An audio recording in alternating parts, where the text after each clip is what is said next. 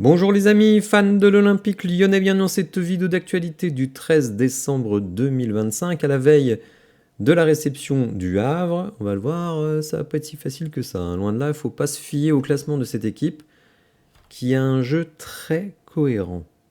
Il n'y a pas un talent fou dans cette équipe, il faut dire, ils n'ont pas une thune. Encore pire que nous, parce que eux, à chaque mercato, chaque passage devant la DNCG, ils sont interdits de recrutement limitation, pardon, des indemnités de transfert et de la masse salariale. Donc ils font vraiment avec des bouts de ficelle, mais bon, ils y arrivent finalement. Ils sont là pour se maintenir et je pense qu'ils peuvent quand même y arriver parce qu'ils ont quelque chose d'assez donc cohérent à nous proposer. On va parler d'abord du mercato avec Hendrick et Lukeba. On parlera aussi de Mohamed El Arouche. Ouais, il s'en sort pas. Il s'en sort pas. On est triste pour lui, hein.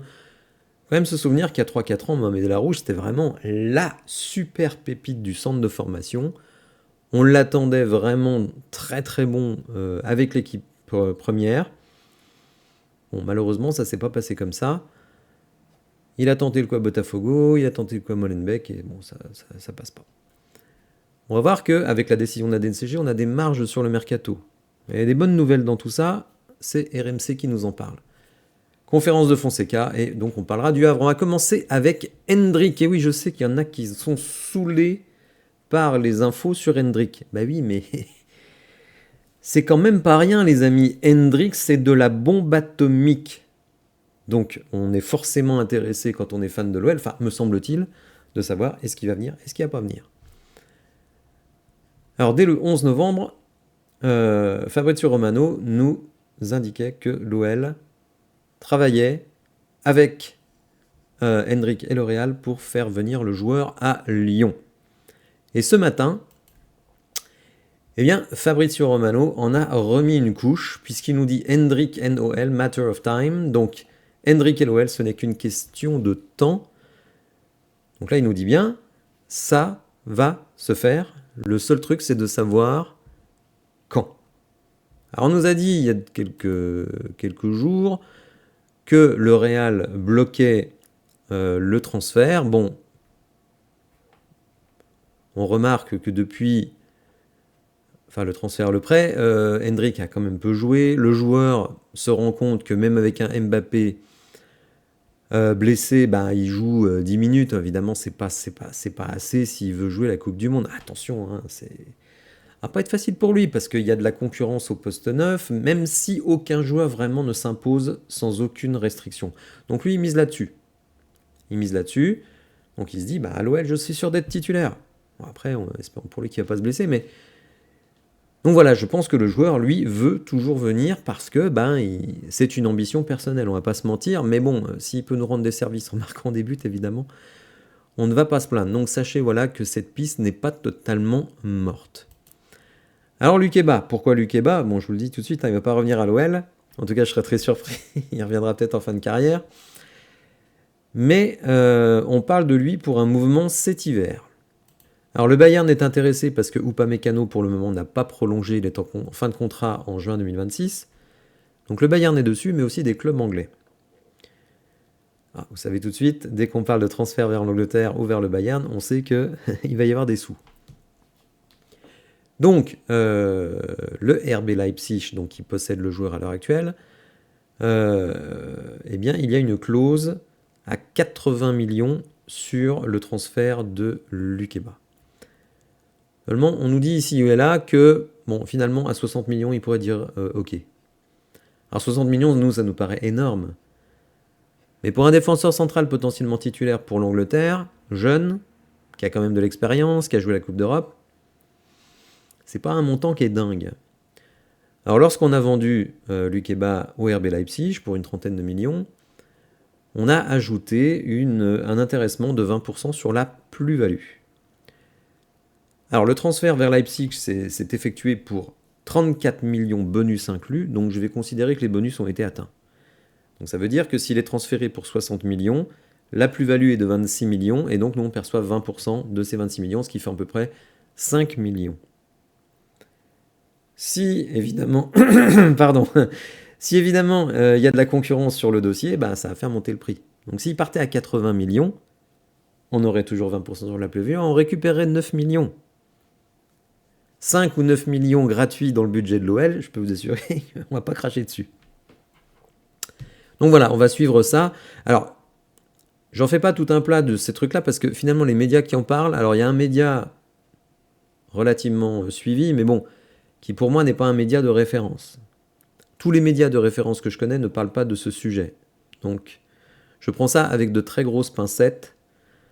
Mais bon, comme on en a parlé dans les commentaires, j'en parle également.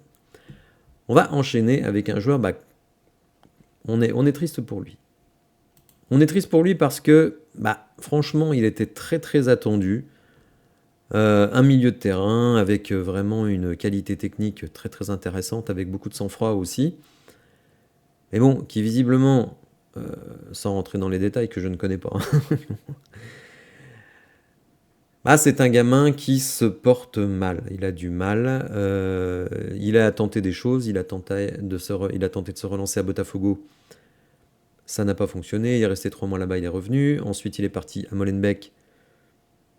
Bon, ça marche pas non plus. Et vous allez voir que, d'un commun accord, Molenbeek et Mohamed El Arouche ont cassé le contrat. Donc voilà, le voilà donc à nouveau, je dirais, sans club.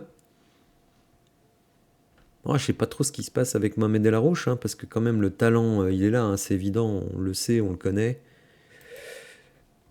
Après, voilà, quand vous avez des soucis par ailleurs, c'est pas toujours facile de se concentrer sur le foot, de se motiver. Bon, écoutez, on va lui souhaiter le meilleur pour la suite de sa carrière, mais bon, faut bien reconnaître que le démarrage de sa carrière pro, il est extrêmement compliqué, très torturé. On va enchaîner avec la DNCG et les conséquences sur le mercato. Dans un article de RMC, on nous donne des infos quand même extrêmement importantes. C'est Edouard Jay, qui est très très très très proche du club. Il tutoie Paulo Fonseca, etc., etc. Bon, je pense qu'il connaît énormément de personnes dans l'administration du club, ce qui permet d'avoir des infos qu'on n'aurait pas forcément. Et donc il nous dit quand même quelque chose, à mon avis, de très très très important. Il nous dit que dans un monde très idéal, la doublure de Martin Satriano pourrait être dans le groupe dès le déplacement à Monaco, le samedi 3 janvier, tout simplement parce que le délai de 4 jours de validation par la Ligue professionnelle saute. Donc il nous dit, quand vous êtes encadré au niveau du recrutement, il faut 4 jours pour faire enregistrer un joueur. Donc le match de Monaco étant le 3, vous ne pouvez pas faire jouer de recrues. Mais là, comme on nous a enlevé l'encadrement des indemnités de transfert, cette limite de 4 jours tombe. Il n'y a plus que 2 jours. Donc 2 jours, c'est suffisant.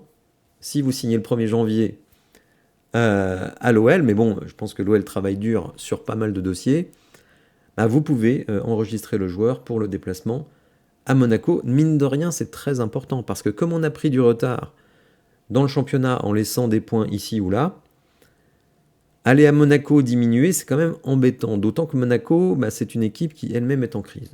Donc, si on y arrive avec un bon neuf et un défenseur central de bon niveau, écoutez, ça permet quand même de se dire on peut être ambitieux dans ce déplacement à Monaco. Que nous dit-on également ? Eh bien que à l'intérieur du club, ça redonne des marges de manœuvre, évidemment. Mathieu Louis-Jean l'a bien compris, qu'on aura des marges de manœuvre qu'on n'avait pas forcément. Ce qu'il faut dire aussi, et alors je vais vous retrouver ça dans l'article, je n'ai pas le temps.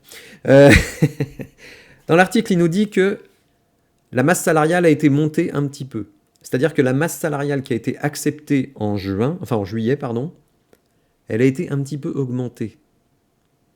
Donc on sait que Michael Gerlinger nous avait dit que l'OL avait gardé de la marge pour le mercato de janvier par rapport à la masse salariale qui a été négociée avec la DNCG au mois de juillet.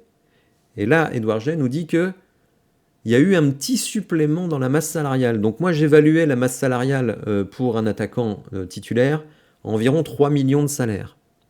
Là, si on a augmenté un petit peu, peut-être qu'on est à 5. Et si un joueur part, ou 2, ou 3, et bien tout ça, ça vient augmenter la marge que vous avez sur la masse salariale. Donc ça, c'est quand même extrêmement important. Ça veut dire que vous pouvez être beaucoup plus ambitieux sur ce mercato d'hiver que vous ne l'imaginiez. On savait qu'Hendrick, c'était chaud. Ça bouffait quand même un petit peu de la masse salariale, mais je pense que c'était la masse salariale qui avait été réservée l'été dernier. Donc là, ça veut dire que on peut peut-être faire Hendrick et faire aussi un autre joueur de grande qualité. Un voire deux. Alors attention, hein, dans nos gammes de salaire. On va pas aller chercher Virgil van Dijk, hein, je vous rassure. Mais bon, on peut peut-être aller chercher un DC de Ligue 1, par exemple, titulaire en Ligue 1, voilà. Ou ailleurs, hein, bien entendu. En Belgique, on sait qu'on recrute beaucoup en Belgique désormais. Donc quand même des marges pour le mercato nettement relevées, donc moi je trouve ça très très intéressant. On va maintenant passer à la conférence de presse de Paulo Fonseca, qui enchaîne les conférences de presse, ça n'arrête pas. Bon, là, il n'y avait pas de joueurs. C'est ce qui peut se comprendre. Hein, ils ont quand même autre chose à faire que d'aller en conférence de presse pour sortir des banalités. Donc Fonseca qui s'est présenté évidemment avec le sourire après la victoire de cette semaine. Même si, évidemment, les problèmes sont quand même sérieux, puisque Clinton Mata n'a pas caché la vérité. L'équipe est épuisé. Alors je me mets à la place de Niakate et de Clinton Mata, qui eux se déplacent pour faire la CAN. Je sais pas dans quel état on va les récupérer, les amis, hein, parce que ok, ils vont revenir après la CAN, mais vraiment. Donc c'est pour ça que je pense qu'il est très important d'avancer très rapidement sur un défenseur central. Déjà pour avoir plus de rotation, et puis surtout pour avoir une équipe cohérente sur les premiers matchs du mois de janvier. Alors il nous a dit que Tessman et Mangala étaient absents. Tessman a-t-il joué son dernier match sous les couleurs de l'Olympique Lyonnais? Idem pour Mangala, c'est possible. Aymen, lui, est suspendu. Vous vous souvenez de son carton rouge totalement stupide. Et Kluivert est apte. Alors justement, Paulo Fonseca a dit, après ce match face aux Go Ahead Eagles qui a été extrêmement physique, qui a été exigeant, ce sera surtout du repos et de la vidéo. Bon, de toute façon, sur des matchs avec aussi peu de marge, surtout qu'on joue à 15h, il n'y a pas d'autre chose à faire. Alors il a été interrogé, même s'il a mal compris la question. Il a été interrogé sur le manque de rotation. C'est quelque chose qui lui est beaucoup reproché, je le vois dans les commentaires. Ouais, il attend toujours la fin pour faire rentrer les joueurs, faire rentrer Gomez Rodriguez à la 89e, c'est n'importe quoi, etc., etc. Bon, moi je le comprends. Je le comprends. J'étais coach aussi. Pas dans le foot, mais quand même j'étais coach. Et c'est vrai que sur des matchs comme celui des Go Ahead Eagles, où quand même gagner, ça vous permet de garder le lead de la Conference League, vous avez du mal à faire rentrer des jeunes qui n'ont pas beaucoup joué. Vous voyez, il a fait rentrer Mera au début de match, il a fait rentrer De Carvalho, parce qu'il a confiance en eux. Mais Gomez Rodriguez, Molébé, Barisic, non, il n'a pas confiance. Même si Gomez Rodriguez, il a joué. Certains s'offusquent qu'il n'ait pas beaucoup joué, mais moi je note qu'il joue. Sur les récents matchs, il est rentré 2 fois en jeu. Ça veut dire quand même que son statut évolue, et évolue positivement. Par contre, vous allez voir qu'avec ce qu'a dit Paulo Fonseca, son statut va peut-être redescendre très vite. Il dit, pour lancer des jeunes, il faut quand même que les circonstances soient favorables, il faut que le match soit un peu tranquille. Sinon, c'est pas leur rendre service. C'est pas leur rendre service de les lancer dans des matchs tendus, comme là, 2-1, avec une équipe quand même en face extrêmement physique.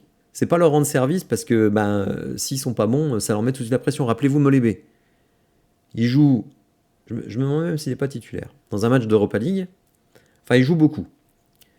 Et il est catastrophique. Tout de suite, franchement, lui, il perd confiance. Et puis le coach, il se dit, il n'est pas prêt. Donc moi, je pense que c'est mieux de les faire rentrer sur des petites sessions, mais que sur les petites sessions... Alors là je reconnais qu'à la 89 minutes, c'est une très très petite session.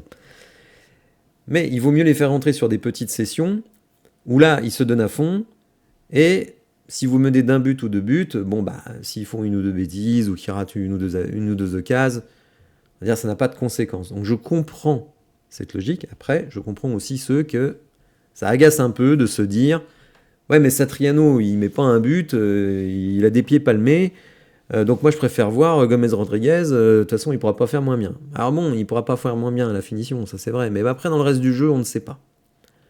On ne sait pas, je le dis toujours, bon je sais que ça agace certaines personnes, mais c'est quand même la réalité, on n'est pas aux entraînements. Donc Fonseca, il n'est pas débile, il va pas se priver d'une superstar mondiale sous prétexte parce qu'elle est jeune, alors que ce joueur pourrait l'aider à gagner des matchs. Enfin, je veux dire, il faut aussi réfléchir un peu. Il n'est pas fou. Il n'est pas fou. Ah, il peut faire des erreurs, mais il n'est pas fou. Il sait ce qu'il fait. Bien. Donc non seulement il dit que les jeunes, il va les faire rentrer et que quand le match, en gros ça sera déjà gagné. Mais en plus, il dit, voilà, au Mercato, il faut absolument un numéro 9. Donc si on prend un numéro 9 au Mercato, on sait que ce sera le cas. Derrière, il y aura Satriano et donc Gomez Rodriguez, il va repasser en troisième position. Déjà qu'en tant que deuxième, il joue pas beaucoup, donc en tant que troisième, il vaut mieux pour lui, les amis, qu'on ait des matchs faciles en Coupe de France pour qu'il ait du temps de jeu. Hein, ça, c'est sûr. Alors Fonseca le dit, on a besoin de recruter. L'équipe, elle est trop courte. On travaille à des solutions. Donc voilà, lui, je pense quand même qu'il est extrêmement excité à l'idée de récupérer des joueurs parce qu'il se dit, il y a beaucoup de choses qui fonctionnent bien dans l'équipe, bon, il y a des choses qui ne vont pas, mais quand même, notre efficacité offensive, elle laisse à désirer. Donc, je pense qu'il voit le mercato d'un très très bon œil, même si souvent il dit, ouais, je me contente de l'équipe que j'ai, je suis content avec les joueurs que j'ai, on se rend compte qu'il n'est pas si content que ça, parce qu'il voit bien que, offensivement quand même, c'est compliqué. Alors on l'a interrogé sur quelque chose, bon j'ai oublié d'en parler dans le débrief, mais bon, je vais saisir cette occasion. Le but concédé par l'OL face à Go Ahead Eagles. Donc c'est une relance dans l'axe sur Tolisso qui rate son contrôle, le ballon part trop loin, il est intercepté, boum, but. Alors ça m'a rappelé deux buts. Celui où Tessman se fait prendre par Vitinha, alors certes il y a faute, elle n'est pas sifflée, mais on se prend quand même le but. Et un autre de Tolisso face au Paris Saint-Germain, là aussi, qui se fait piquer le ballon dans la surface, but. Alors moi je veux qu'on arrête avec ces relances dans l'axe sur un milieu de terrain qui est dos au jeu. C'est pas possible. Bon, déjà, les équipes en face, elles sont pas débiles. Elles savent très bien qu'on va le faire, donc qu'est-ce qu'elles vont faire? Elles vont anticiper. Mais c'est pas que sous Paulo Fonseca qu'on fait ça. C'était déjà le cas sous Pierre Sage. D'ailleurs, le but du PSG dont je parle, c'était sous Pierre Sage, pas celui de Vitinha, l'autre. Enfin, celui de Kvaratskhelia, interception de Vitinha. Il faut arrêter de relancer dans l'axe sur un mec qui est dos au jeu. Ce n'est pas possible. S'il perd le ballon, s'il rate son contrôle, s'il est intercepté, c'est un contre un avec le gardien. Et 3 fois, ça nous a coûté un but. Alors lui, Fonseca, il balaye ça d'un revers de la main. Il dit, oui, bon, on a un jeu à risque, donc j'assume le risque. De temps en temps, il y aura des trucs comme ça, mais globalement, c'est bénéficiaire. Non, ouais. On va me dire qu'une passe vers un milieu de terrain qui la redonne au gardien, c'est bénéficiaire de quoi que ce soit. Non, faut arrêter. Non, là, je suis pas d'accord. Bon, déjà, je suis pas un fan du petit jeu, mais... Enfin, de la relance courte, mais là, bon, c'est se tirer une balle dans le pied, donc non, moi je veux qu'on arrête ça. Bon, je sais qu'on ne le fera pas, mais bon, je veux qu'on arrête ça. On l'a parlé de la défense à 3. On a quand même reconnu que quand Moreira est sur le terrain, il se passe plus de choses. Donc le 3-5-2, je pense qu'on va en bouffer pas mal. Et d'ailleurs, il a dit, Niakate et Mata vont partir, donc le 3-5-2, il va bien nous aider. Donc on va continuer avec ça. Pauvre Moreira. Là, je peux vous dire qu'il va cracher ses poumons, parce que vu les efforts qu'il est obligé de faire. Bon, ceci étant, je vais vous montrer une petite stat. C'est la stat qui a été publiée par Canal+ pendant le match. Alors, je ne sais pas à quel moment du match, pour tout vous dire. Ah, c'est à la 66e minute. Moreira, il avait déjà fait 23 sprints. Plus de 2 fois plus, c'est-à-dire que si vous cumulez James, Schulz, ou Schulz et Tolisso, il a fait plus de sprint qu'eux. Donc autant vous dire qu'à la 90e, il était peut-être à 30 ou 32. Donc bon, voilà. Mais aussi, voilà, Moreira, il crée du danger, il met le feu dans la défense. Donc évidemment, on a envie de le voir sur le terrain. Donc, Paulo Fonseca se dit, si je mets un 3-5-2, donc je me sécurise avec une défense potentiellement à 5, avec donc 2 pistons, dont Moreira, mais bon, lui vraiment, il a de la distance à parcourir. Et je garde quand même 2 offensifs avec Satriano et Schulz. Je renforce aussi mon milieu de terrain avec 3 milieux, 3-5-2.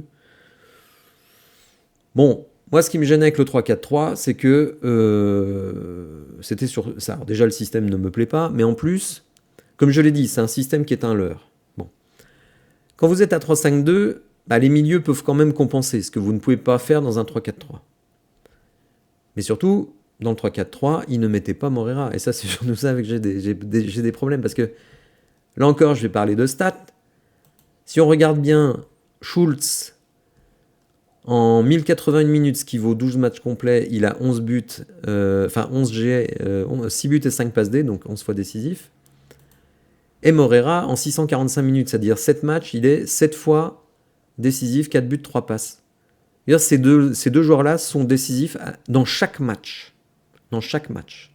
Donc ils doivent être sur le terrain, vu que Satriano ne l'est pas. Donc il garde Satriano pour faire du travail, pour peser sur les défenses, pour faire du repli défensif et tout ce que vous voulez, mais qui me mettent Moreira et Schulz sur le terrain, puisque ce sont les joueurs les plus efficaces, avec Tolisso, qui est le meilleur buteur de l'équipe cette saison. Donc voilà. Allez, va pour ton 3-5-2, je le comprends, Niakate, Mata, il faut préparer la transition, la suite, tout ce que tu veux. Mais, s'il vous plaît, mettez quand même nos joueurs les plus efficaces offensivement, c'est-à-dire Tolisso, Schulz et Moreira sur le terrain. Après, c'est dans un 3-5-2, si vous voulez, même si je raffole pas de ce système, mais au moins, eux, ils sont sur le terrain. Donc ça, c'est une bonne chose. Il a été interrogé sur Karabekh, et oui, beaucoup s'étonnent, dont moi d'ailleurs, pourquoi Karabekh ne joue plus. Alors il y a eu un passage à vide, mais bon, il dit c'est le système A3. Le système A3, c'est ce système où Karabekh est le plus pénalisé. Donc bon, il ne le voit pas jouer piston. Schulz est efficace. Et en plus, il dit qu'il ne peut pas jouer au milieu.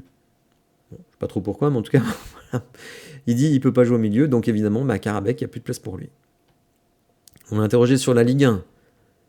Et lui, il dit la Ligue 1, c'est vraiment une des meilleures ligues d'Europe en ce moment. Ce n'est pas que physiquement, parce qu'on le sait, il y a beaucoup de joueurs très athlétiques en Ligue 1, mais aussi ça joue hyper vite, et il y a de la qualité. Donc, il est très très positif sur la Ligue 1. Concernant le Havre, il dit « Je pense que ce sera dur, c'est une équipe qui défend bien, qui a de bons résultats contre les grosses équipes du championnat. Elle est très bonne en contre-attaque, avec 3 joueurs très très rapides. » Donc bon, il respecte le Havre, mais moi aussi, puisque je vais en parler dans quelques instants. J'ai regardé leur match face au PFC, franchement c'est le miracle des loups s'ils ne remportent pas ce match. Ils auraient dû gagner, et je rappelle que nous on n'a pas gagné face au PFC, bon, dans des circonstances quand même un petit peu particulières. Donc bon, le Havre c'est loin d'être fait, les amis, faut pas y aller en pensant que les doigts dans le nez, ils sont 15e du championnat, ça va passer tranquille. Non, pas du tout. Enfin, il a donné un petit truc de satisfaction pour lui. C'est le but de Schulz suite au corner face aux Go Ahead Eagles. Il dit on avait remarqué que leur défense était très bonne sur le jeu aérien, donc on a joué uniquement des corners courts, et on a marqué là-dessus. C'est toujours une satisfaction quand on met des choses en place et qu'elles fonctionnent. Voilà, alors il faut vraiment bien terminer la saison Ligue 1 en remportant ce match face au Havre. Ce sera compliqué, les amis. Je le dis franchement, c'est pas on a peur de tout le monde. Non. Je pense que ce sera compliqué. État de fatigue de l'équipe face à une équipe qui est extrêmement rapide et qui a pu se reposer toute la semaine. Là où nous, on a quand même vu des joueurs Tolisso, Satriano absolument épuisés en fin de match. Donc ça va, c'est pas fait d'avance, franchement, il faut pas y aller vraiment la fleur au fusil. Alors passons au Havre. Bon, je peux pas vraiment en avoir définitif sur ces équipes, je n'ai regardé qu'un seul match, celui contre donc le Paris FC. Ils sont 15e du championnat, donc évidemment vu comme ça, on pourrait se dire ça fait pas rêver. Mais ce qu'il faut dire, c'est que c'est une très très très très bonne défense. Comme je l'ai dit, contre le Paris FC, bah, il touche 2 fois le poteau, il rate un penalty, franchement. Bon, le Paris FC touche le poteau une fois, je crois. Mais bon, franchement, le Havre, il méritait de gagner, donc c'est quand même dommage pour eux. Bon, après, ils ont des joueurs voilà, qui sont pas exceptionnels, hein. Le Havre, ça a marqué 13 buts en 15 matchs, donc à la finition, c'est pas terrible. Leurs 5 derniers résultats, ben, match nul à Toulouse, donc à l'extérieur. Toulouse qui est équipe moyenne de notre championnat. Désolé pour le rafraîchissement de la page. Ensuite, ils ont fait un nul contre Nantes, Nantes en grande difficulté. Ensuite, défaite 3-0 à Paris, bon, Paris Saint-Germain. Ensuite, défaite à domicile face à Lille. Bon, j'ai pas vu le but, mais je me suis laissé dire que voilà, Lille, ils s'en sortaient bien. Et donc ce 0-0 face au Havre, donc face au PFC. Bon, ce qui ressort effectivement, c'est qu'ils ont beaucoup de mal à marquer. Bon, normalement, avec notre défense à 5, on devrait être un peu tranquille de ce côté-là. Donc il va falloir vraiment que nos offensifs soient très bons. Donc je pense qu'on va repartir finalement avec une équipe très très voisine de celle qu'on a alignée face aux Go Ahead Eagles. La différence, bon, bah, c'est Maitland Nice suspendu, donc ce devrait être Attebourg, je pense. On va retrouver donc Attebourg en piston avec Morera. Et sinon, le reste de l'équipe, ce sera le même. Peut-être petite interrogation sur Mera. Je trouve qu'il n'a pas trop pris sa chance contre les Go Ahead Eagles. Donc, je ne serais pas stupéfait de voir de Carvalho. C'est pas ce que je ferais moi, bien entendu. Mais bon, voilà. Mera, il a pas trop pris sa chance lors du dernier match. Donc, ça pourrait être de Carvalho. Mais sinon, je pense que le reste de l'équipe sera le même. Bien les amis, j'espère que vous avez apprécié cette vidéo. Si c'est le cas, n'hésitez pas à la liker, à vous abonner à la chaîne. Et on se retrouve très bientôt pour de nouvelles infos, notamment évidemment le débrief du match lundi. Ciao!